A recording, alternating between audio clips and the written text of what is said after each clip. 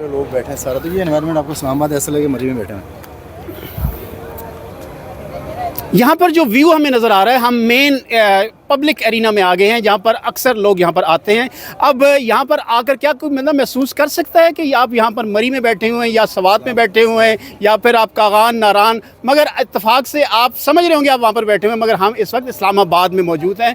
TKR की ये जो ब्रांच, यहाँ पर खानों की गज़ाइयत, लज्जत और उसके साथ ही साथ एक बड़ा प्यारा एटमॉस्फेयर है। मेरी बैक साइड पे अकब पर आप देखें, इंजॉय कर रहे हैं यहाँ पर लोग और बेहतरीन अंदाज में यहाँ का फूड सर्व भी किया जा रहा है। और मेन चीज़ यहाँ की मेहमानदारी यहाँ पर आती है और नज़र साहब का जो हमारा हॉस्पिटैलिटी भी हमें नज़र आ रही है और बहुत अच्छे तरीके से जिस तरीके से इन्होंने हमें रिसीव किया और जिस तरीके से खुले दिल के साथ इन्होंने हमें अपना किचन दिखाया। और साथ ही साथ मोर सब की यहाँ के इंटरनेशनल व्यूअर्स यहाँ पर मौजूद थे, इंटरनेशनल गेस्ट जो यहाँ पर मौजूद थे।